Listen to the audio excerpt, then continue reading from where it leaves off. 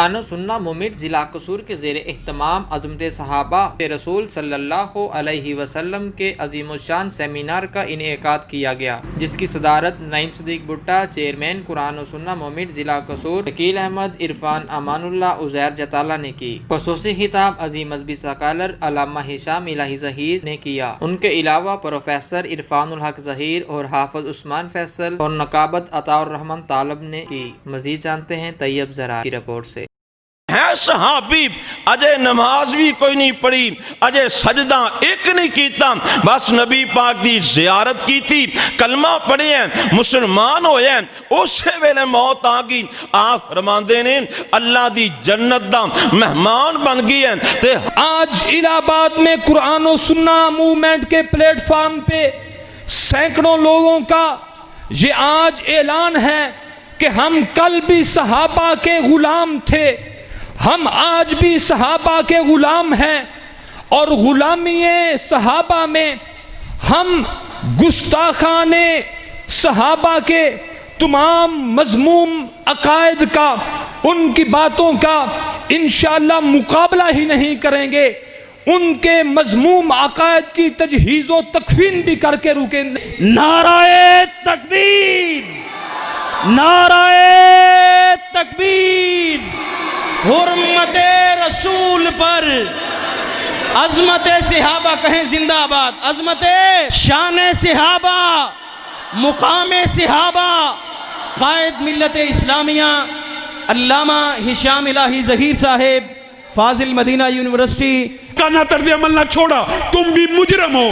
رسول اللہ صلی اللہ علیہ وسلم کا دین اس لیے نہیں آیا، هو الذی ارسل رسولہ بالہدی ودین الحق لیظہرہ علی الدین کلہ۔ اللہ کی قسم میں زندہ رہوں تب بھی، ہم زندہ رہیں تب بھی، ہم مر جائیں تب بھی، یاد رکھنا، اس بات کو نوٹ کر لینا، اسلام نے غالب آنا ہے، اسلام غالب آ کے رہنا ہے۔ صرف اللہ یہ دیکھ رہا ہے کون اللہ کے لشکر میں شامل ہے اور کون جگیرداروں، چوروں اور لٹیروں کے لشکر میں شامل ہے۔ اللہ کا دین غالب آئے گا۔ اللہ کے دین کے غالب آنے کے لیے یہ نہیں دیکھا جاتا کہ کامیابی ملتی ہے۔ مومن کی نظر نتائج پہ نہیں ہوتی، اللہ کی رضا مندی پہ ہوتی ہے۔ لوگوں، جیسے رسول اللہ مسجد کے امام ہیں، اللہ کی قسم سیاست کے بھی امام ہیں۔ رسول اللہ کے دین کو ریاست میں لے کے آئیے، تخت پہ لے کے آئیے۔ کیا حسن نے سمجھا ہے، کیا عشق نے جانا ہے، ہم حق نشینوں کی ٹھوکر میں زمانہ ہے۔ بسم اللہ الرحمن الرحیم۔ آج کا جو پروگرام یہاں پہ عظیم الشان منعقد کیا گیا، اس کا بنیادی طور پہ مقصد یہی تھا کہ اپنی آواز حکمرانوں تک اور پوری عالم اسلام تک، اور ہیٹ سپیچ ہے۔ جیسے آپ نے پوری دنیا کے اندر یہ قوانین بنائے ہوئے ہیں کہ ایک عدلیہ کا جج چند کتابیں پڑھے اور اس کی اگر کوئی توہین کرے تو توہین عدالت کا لاء لگ جاتا ہے۔ فرانس اپنے اندر اگر اس کے پرچم کی کوئی شخص توہین کرے گا اس کے خلاف مقدمہ ہو جائے گا۔ برطانیہ کے اندر ملکہ کے خلاف بات کرنے کے اوپر توہین کا مقدمہ ہوگا۔ اسی طرح حضرت عیسیٰ کے خلاف توہین کا مقدمہ۔ گویا دنیا کے اندر یہ ضابطے مسلمہ ہیں کہ ریاست کے خلاف، ریاست کے بانی کے خلاف اگر کوئی بات کرے گا تو یہ آزادی اظہار نہیں سمجھا جائے گا، یہ توہین سمجھا جائے گا۔ تو 1.5 ارب مسلمانوں کے یہ بانی نہیں ہے کسی ریاست کے، 1.5 ارب مسلمانوں کے دلوں کی دھڑکن ہے۔ اس رسول اللہ صلی اللہ علیہ وسلم کے بارے میں اگر کوئی ہردہ سرائی کرے گا، ہاکہ چھاپے گا، تو یہ آزادی اظہار نہیں، یہ ہیٹ سپیچ ہے۔ آپ اس بات کو کیوں نہیں فرق آپ اس بات کے اندر کر رہے کہ ہیٹ سپیچ میں اور فریڈم آف سپیچ میں فرق ہوتا ہے؟ اور فرانس جو فریڈم آف سپیچ کا بڑا چیمپئن بنتا ہے اور اس نے یہ مقدمہ لوگوں کو سمجھایا ہوا ہے کہ آزادی اظہار ہونا چاہیے، تو آزادی انتخاب بھی کوئی چیز ہوتی ہے۔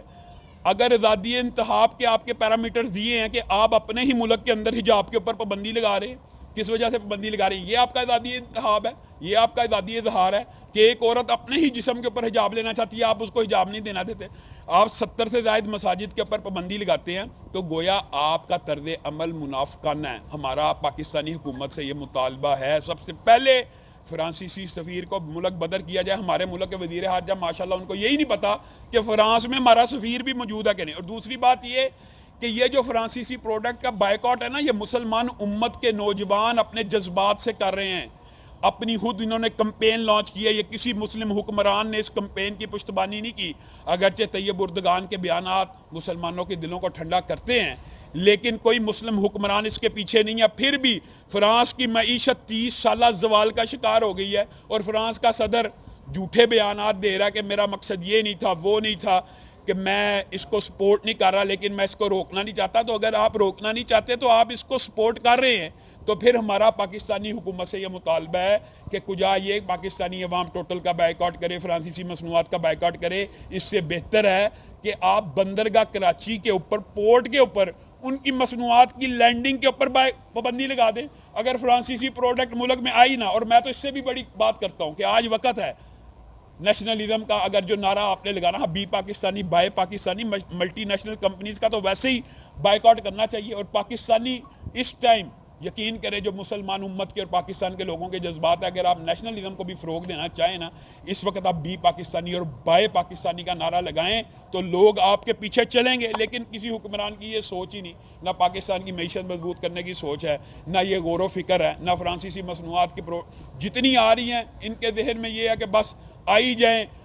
فرق کیا پڑے گا؟ فرق پڑنے نہ پڑنے کی بات نہیں ہے. یہ بات بھی یاد رکھیں کہ مسلمان کا یہ عقیدہ اور نظریہ ہوتا ہے کہ نتیجہ جو ہے نا وہ اللہ کے سپرد ہے. ہم رسول اللہ کی خاطر اور اللہ کی خاطر اس پروڈکٹ کا بائیکاٹ کی مہم چلا رہے ہیں, جس کے اندر آپ نے دیکھا یہاں پہ بھی ہزاروں افراد اس مہم کے اندر شامل ہوئے. اور انشاءاللہ یہ بات بڑھتی جانی ہے, اس نے کم نہیں ہونا, یہ بات بڑھتی چلی جائے گی. اور انشاءاللہ جب بھی یہ ملک کے اندر جو چھوٹے چھوٹے مظاہرات ہم کر رہے ہیں اور لوگوں کی ذہن سازی کر رہے ہیں, جب ہم کہیں گے انشاءاللہ بڑی کال دیں گے تو ملین مارچ بھی اس بارے میں ضرور ہوگی.